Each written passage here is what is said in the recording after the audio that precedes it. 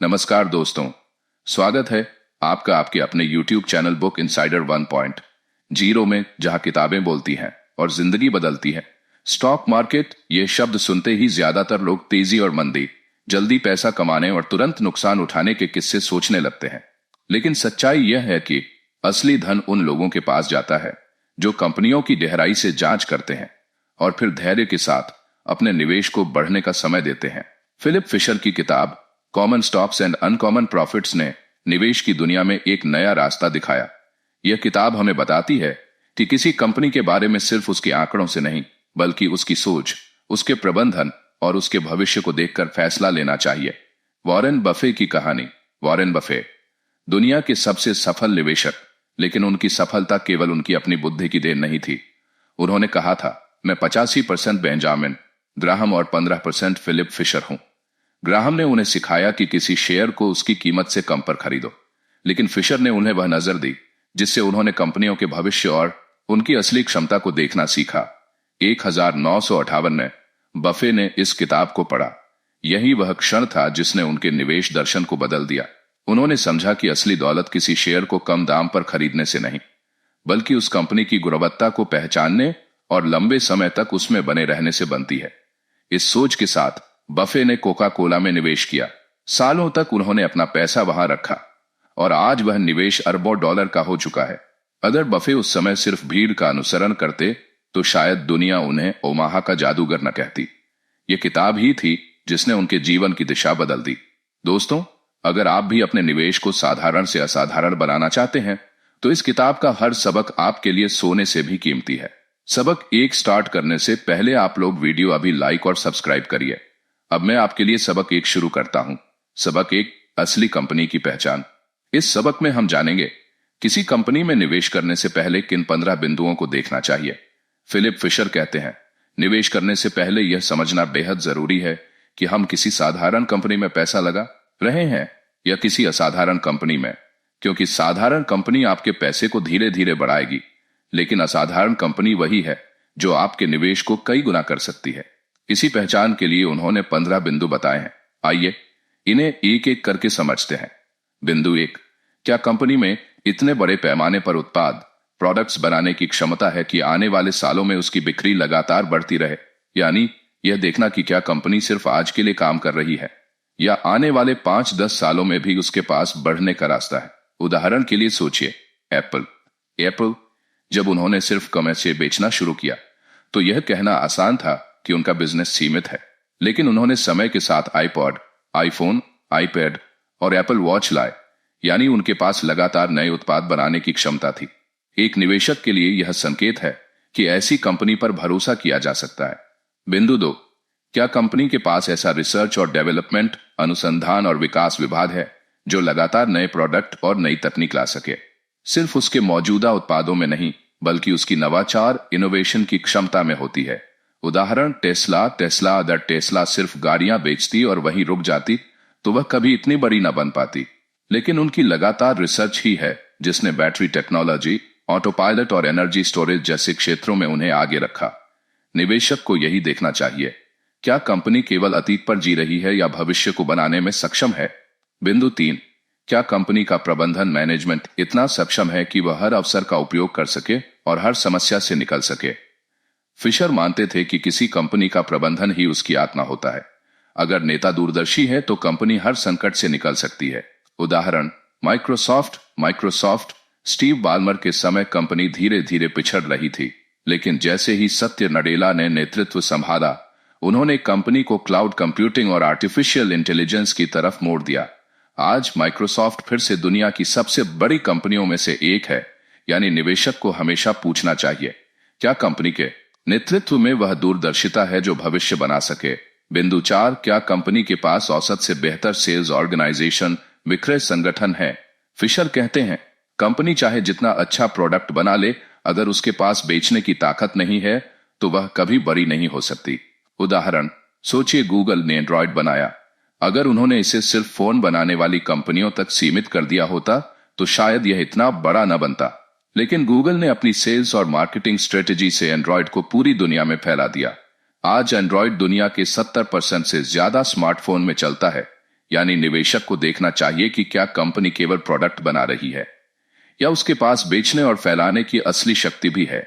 बिंदु 5, क्या कंपनी का लाभ मार्जिन, प्रॉफिट मार्जिन मजबूत है? फिशर का मानना था कि असली ग्रोथ तब होती है जब कंपनी केवल बिक्री नहीं बढ़ाती बल्कि हर बिक्री से अच्छा लाभ भी कमाती है। उदाहरण, एप्पल का आईफोन। दुनिया में कई कंपनियां फोन बेचती हैं, लेकिन एप्पल हर आईफोन पर औसतन 35-40% तक का प्रॉफिट मार्जिन कमाता है। यही वजह है कि एप्पल दुनिया की सबसे अमीर कंपनियों में से एक है। अगर किसी कंपनी का मार्जिन लगातार गिर रहा है तो वह भले बड़ी लगे, लेकिन असल में वह धीरे धीरे कमजोर हो रही है। बिंदु 6, क्या कंपनी अपने लाभ मार्जिन को और बेहतर बनाने की कोशिश करती है? सिर्फ मौजूदा मुनाफे से संतुष्ट होना खतरनाक है। फिशर कहते हैं, एक महान कंपनी हमेशा अपने काम करने के तरीकों में सुधार लाती रहती है। उदाहरण, अमेज़न पहले सिर्फ किताबें बेचता था, लेकिन धीरे धीरे उसने अपना लॉजिस्टिक्स सिस्टम इतना मजबूत बना लिया कि आज वह न केवल अपना सामान बल्कि दुनिया भर की कंपनियों का सामान भी बेचता है। इससे उसका मार्जिन और भी बेहतर हुआ। निवेशक को यह देखना चाहिए कि कंपनी हमेशा बेहतर बनने की कोशिश कर रही है या नहीं। बिंदु 7, क्या कंपनी अपने कर्मचारियों के साथ अच्छा व्यवहार करती है? फिशर मानते थे कि कंपनी की असली ताकत उसकी टीम में होती है। अगर कर्मचारी संतुष्ट, प्रेरित और सम्मानित महसूस करते हैं तो वे कंपनी को नई ऊंचाइयों तक ले जाते हैं। उदाहरण, गूगल और माइक्रोसॉफ्ट। ये कंपनियां अपने कर्मचारियों को बेहतरीन माहौल, आजादी और सुविधाएं देती हैं। परिणाम यह है कि दुनिया के सबसे प्रतिभाशाली लोग यहां काम करना चाहते हैं। इसके विपरीत, अगर किसी कंपनी में कर्मचारी असंतुष्ट हों तो उसका असर सीधे प्रोडक्ट, सर्विस और आखिर में मुनाफे पर पड़ता है। बिंदु 8, क्या कंपनी के पास उत्कृष्ट कर्मचारी संबंध, आउटस्टैंडिंग पर्सनल रिलेशंस हैं? फिशर का मानना था कि एक महान कंपनी अपने कर्मचारियों को सिर्फ मजदूर नहीं बल्कि साझेदार मानती है। जहां कर्मचारियों को सम्मान मिलता है वहां उनकी उत्पादकता कई गुना बढ़ जाती है। उदाहरण, टाटा ग्रुप। भारत में टाटा सिर्फ बिजनेस के लिए नहीं बल्कि कर्मचारियों की देखभाल, सुरक्षा और विकास के लिए भी मशहूर है। यही वजह है कि टाटा ब्रांड पर लोगों का भरोसा आज भी सबसे मजबूत है। बिंदु 9, क्या कंपनी के पास उत्कृष्ट कार्यकारी संबंध, एग्जीक्यूटिव रिलेशंस हैं? कंपनी के उच्च अधिकारी आपस में कैसे काम करते हैं, यह उसकी दीर्घकालिक सफलता का सबसे बड़ा पैमाना है।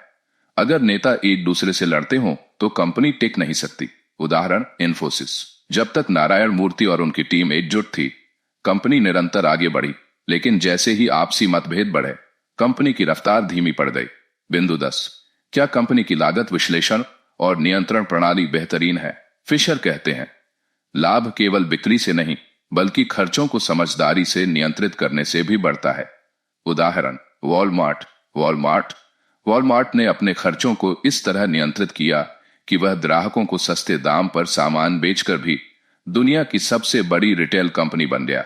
बिंदु 11, क्या कंपनी के पास उद्योग के भीतर विशिष्ट विश्लेषणात्मक कौशल है?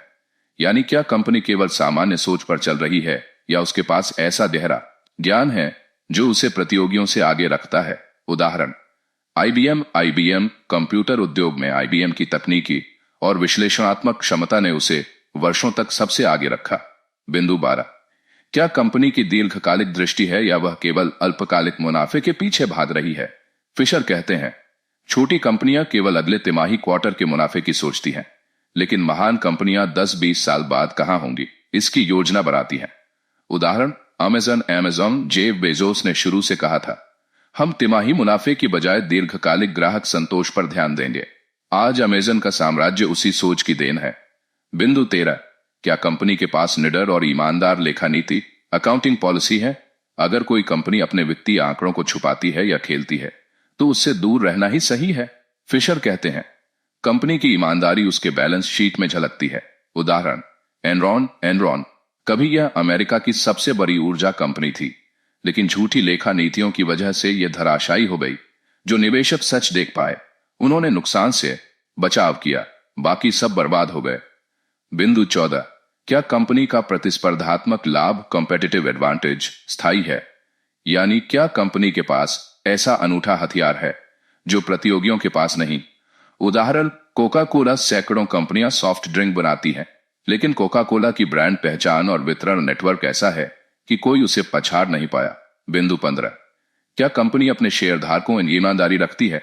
फिशर मानते थे कि अगर कोई कंपनी अपने मालिकों यानी निवेशकों को सम्मान और सच्चाई से देखती है तो वह लंबे समय तक टिकती है। उदाहरण, बर्कशायर हैथवे, वॉरेन बफे हर साल अपने शेयरधारकों को पत्र लिखते हैं और पूरी ईमानदारी से बताते हैं कि कंपनी कहां जीती और कहां है।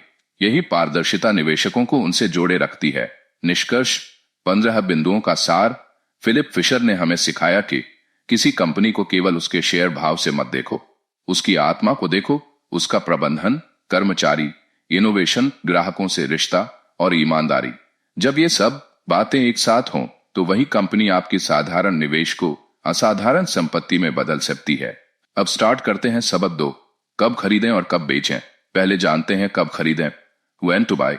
फिशर कहते हैं कि स्टॉक मार्केट में सबसे बड़ी गलती यह है कि लोग तब खरीदते हैं जब भीड़ खरीद रही होती है और बेचते हैं जब भीड़ बेच रही होती है। लेकिन एक महान निवेशक को ठीक इसका उल्टा करना चाहिए। कंपनी खरीदने का सही समय तब होता है जब आपने उसके 15 बिंदुओं से पूरी तरह तसल्ली कर ली हो कि यह कंपनी वास्तव में असाधारण है। फिशर का मानना था कि सही कंपनी को सही दाम पर खरीदना ही असली कला है। कभी कभी सालों इंतजार करना पड़ सकता है, लेकिन जब सही कंपनी मिल जाए तो तुरंत कदम उठाना चाहिए। उदाहरण, वॉरेन बफे ने कोका कोला को खरीदने के लिए सालों इंतजार किया। जब उन्हें भरोसा हुआ कि यह कंपनी अगले कई दशकों तक लोगों की पसंद बनी रहेगी, तब उन्होंने इसमें निवेश किया। आज वही निवेश अरबों डॉलर का हो चुका है। कब न खरीदें?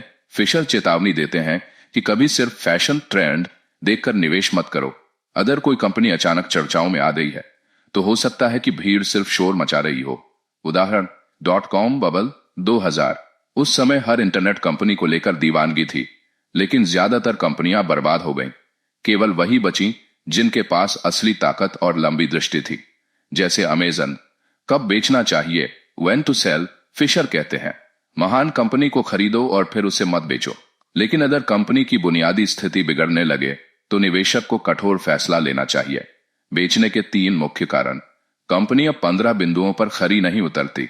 प्रबंधन में ईमानदारी और दृष्टि खत्म हो गई है।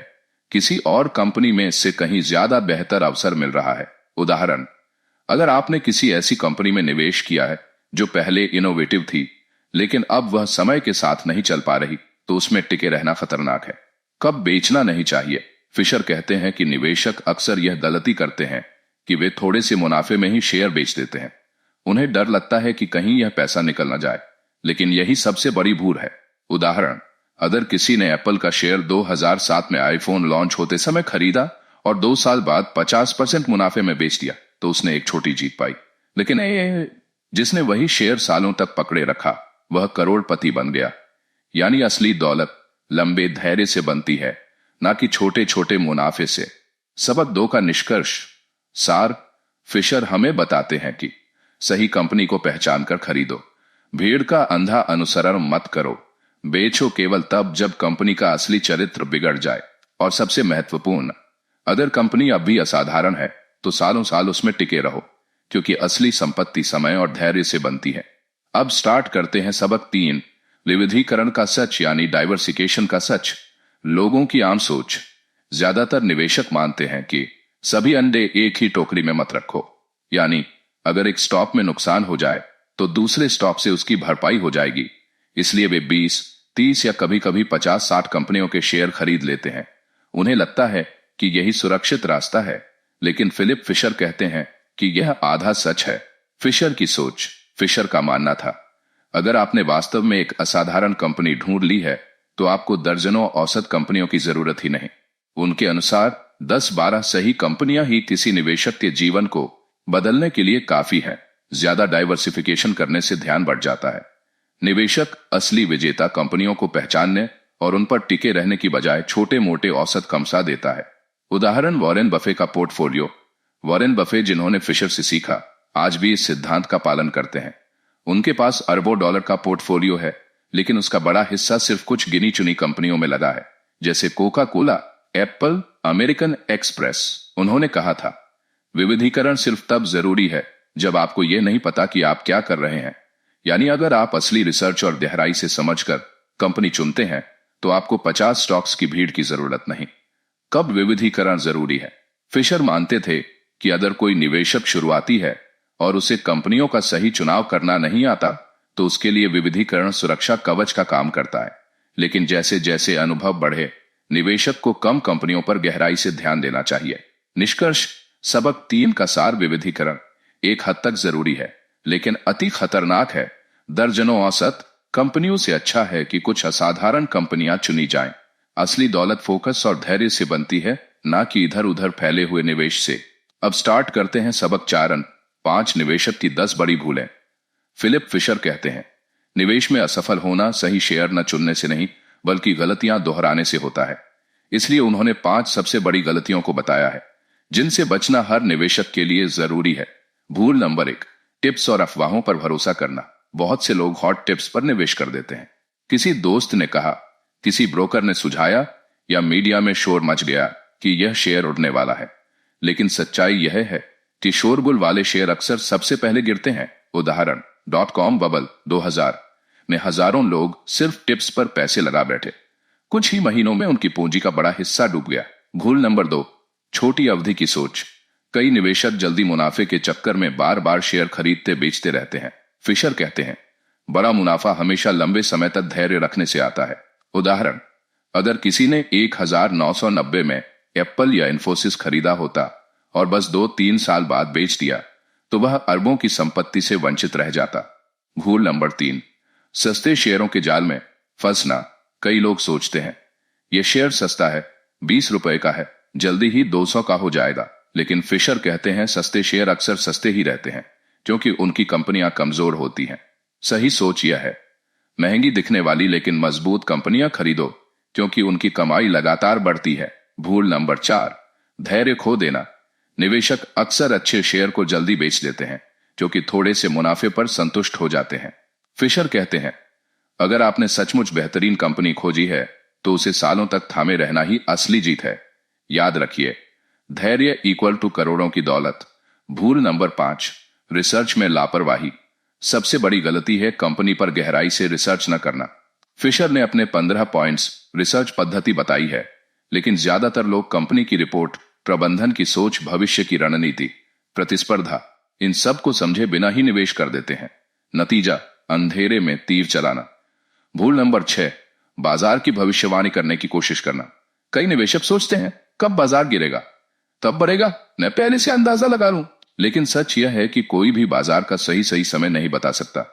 यहां तक कि महान निवेशक भी, फिशर कहते हैं, अगर कंपनी सही है तो बाजार का उतार चढ़ाव आपके खिलाफ नहीं बल्कि आपके पक्ष में काम करेगा। भूल नंबर 7, टैक्स बचाने के चक्कर में बेचना। अक्सर लोग मुनाफे वाले शेयर बेच देते हैं सिर्फ इसलिए कि टैक्स बच जाए।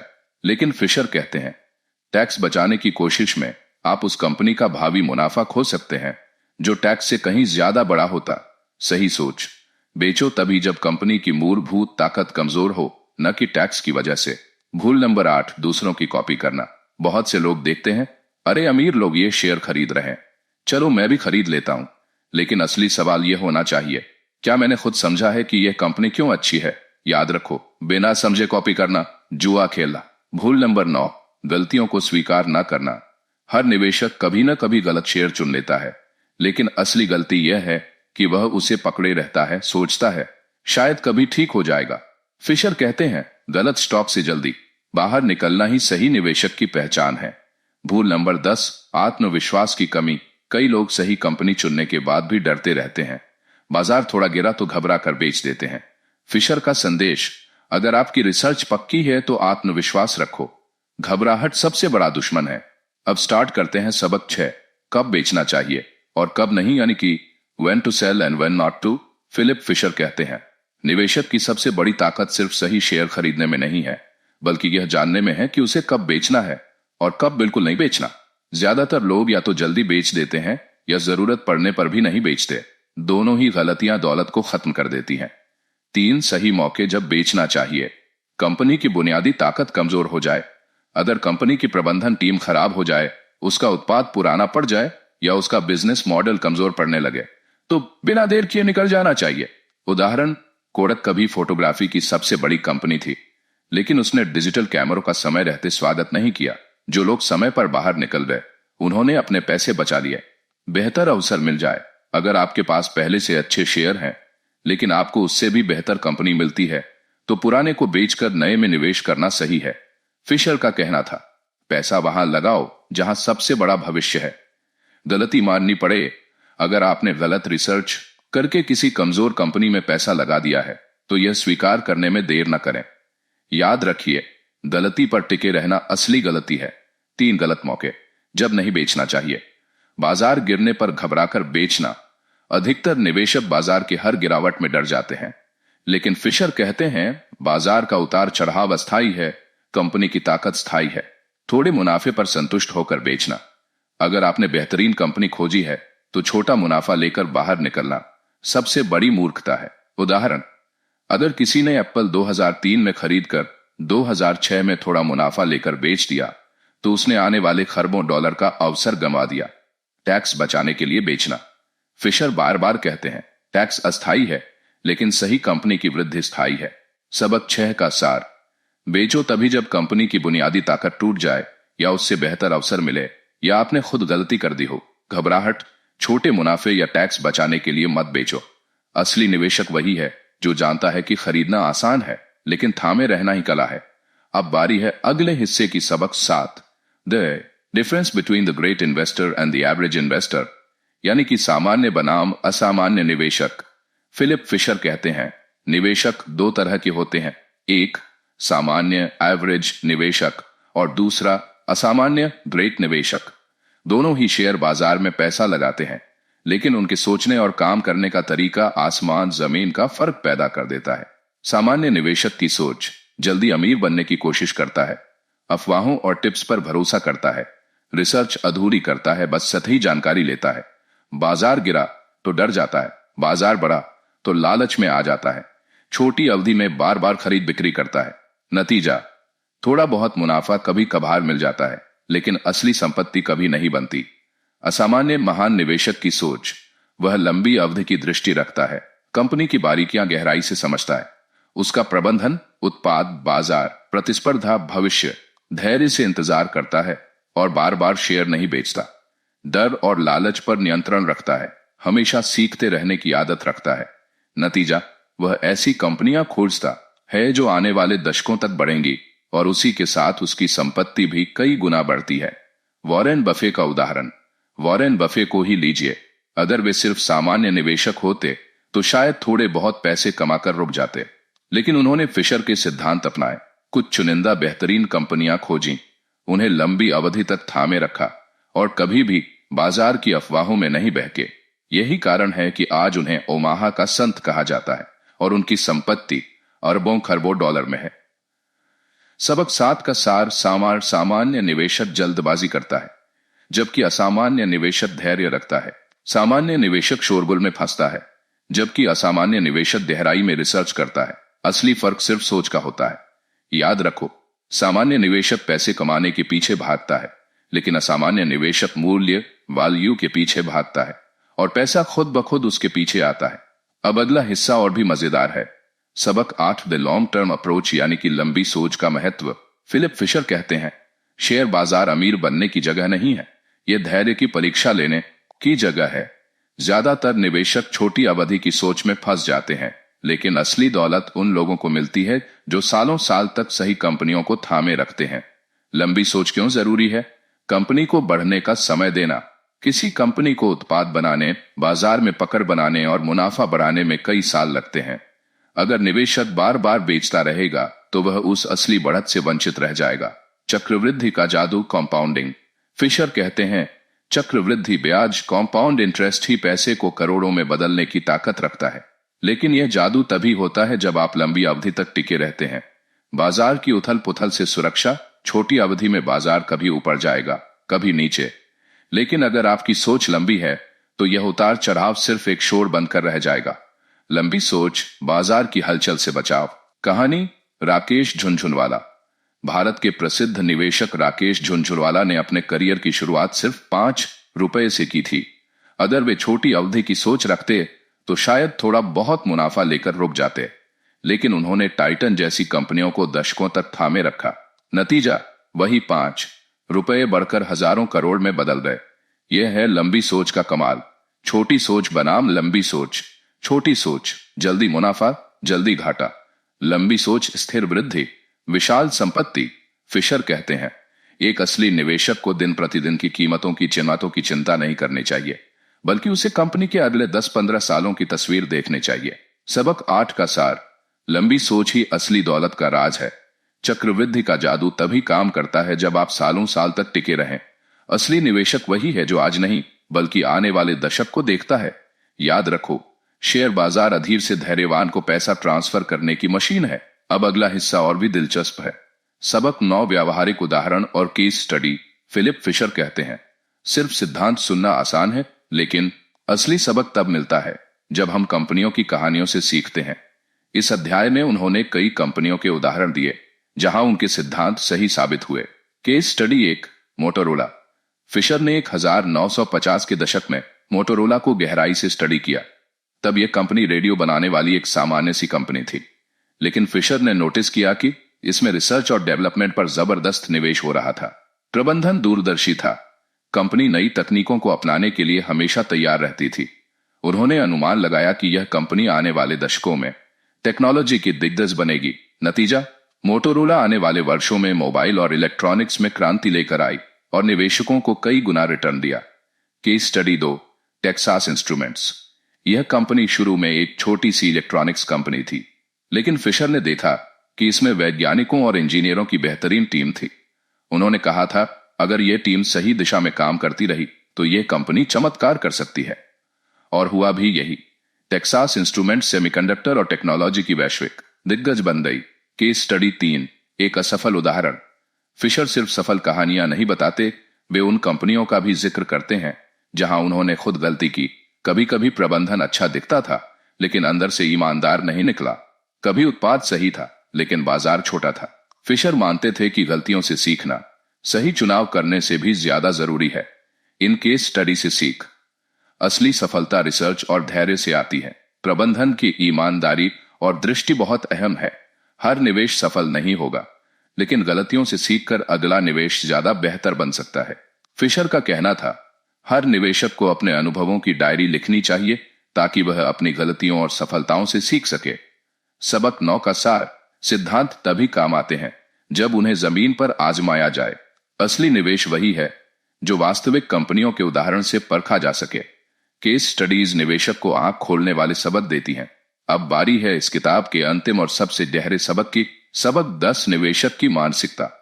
फिलिप फिशर कहते हैं, असली अमीर वह नहीं होता जिसके पास ढेरों शेयर हों, बल्कि वह होता है जो रात को चैन की नींद सो सके। यानी निवेश सिर्फ पैसे कमाने का खेल नहीं है, यह आपके मानसिक संतुलन का भी खेल है। सुरक्षित निवेशक कौन है? जो हर अफवाह पर घबराता नहीं, जो रिसर्च करके ही निवेश करता है, जो समझता है कि पैसा रातों रात दोगुना नहीं होता, जो लंबी अवधि तक धैर्य रख सकता है। ऐसे निवेशक को नींद में भी डर नहीं सताता, क्योंकि उसे अपनी रिसर्च और फैसले पर भरोसा होता है। उदाहरण, वॉरेन बफे की शांति।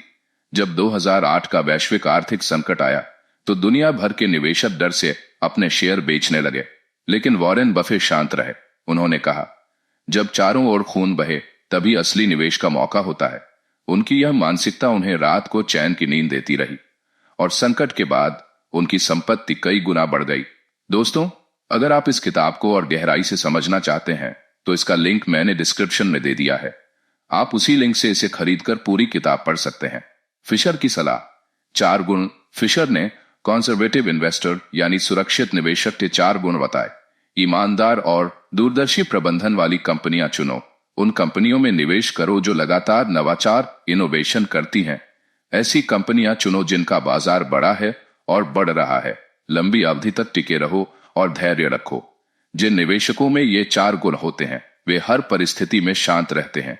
सबक 10 का सार, असली अमीरी मन की शांति, लंबी अवधि का भरोसा।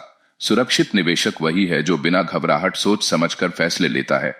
पैसा तभी बढ़ता है जब दिमाग शांत और धैर्यवान हो। याद रखो, पैसा सिर्फ उसी का है जो रात को चैन से सो सके। तो दोस्तों, अगर आपको ये सफर पसंद आया और कुछ नया सीखने को मिला, इस चैनल को सब्सक्राइब कीजिए, वीडियो को लाइक कीजिए, अपने दोस्तों के साथ शेयर कीजिए।